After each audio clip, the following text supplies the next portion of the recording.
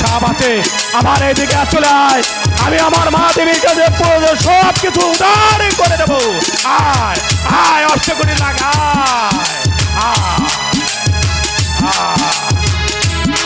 যা যা যা, আমার আমার পদ্মা দেবীর মার কাছে চটে যা, আমি তোদের অধীন করে দেবো। ওইদিকে যা, ওইদিকে যা, যা যা যা, চলে যা,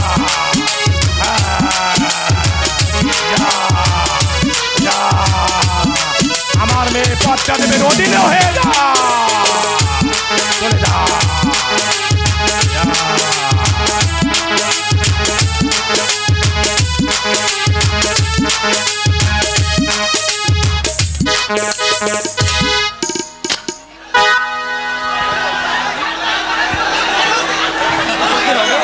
ওগো কন্যা, তুমি আমার কাছে যা চেয়েছো আমি তোমাকে তাই দিয়েছি। হ্যাঁ পিতা। কিন্তু যাওয়ার পূর্বে তোমাকে একটি কথা বলে যাচ্ছি। বলুন। ওই চাম্পাইপুরে আছে চাঁদ সদাগর, সে আমাকে প্রতি বছর একটি করে পূজা দিত এবং কি আমাকে দেবতা বলে স্বীকার করত। তুমি যাবে সেই চাম্পাইপুরে ওই চাঁদ সদাগরের কাছে, সে যদি তোমাকে একটি পূজা দেয় তাহলে পৃথিবীর মানুষ সবাই তোমাকে পুজো দেবে এবং কি দেবী বলে পূজা দিবে। ঠিক আছে পিতা, আমি আপনার কথা অক্ষর অক্ষরে পালন করব। তাই তো যাবার পূর্বে আপনার চরণে একটি প্রণাম করতে চাই পিতা।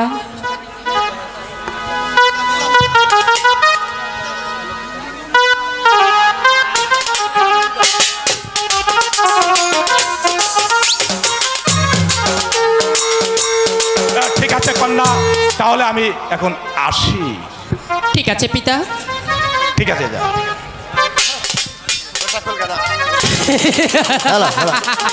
পিতা দেবতা, আপনি হয়তো জানেন না এই অষ্টকোটি নাগের বর কেন নিয়েছি। কেননা যখন এই রাখাল রাজ্যে এসে প্রবেশ করেছি, ওই রাখালগণ আমাকে দিয়েছি নিন্দা, করেছি তিরস্কার, আমাকে দেবী বলে মানবে না, পুষ্পাঞ্জলি দিবে না। তাই তো তাদেরকে অতি শিক্ষা দেব। তবে আমার নাম শিবের কন্যা পদ্মা দেবী। পদ্মা দেবী, দাঁড়াও রাখাল, আমি আসছি, দাঁড়াও।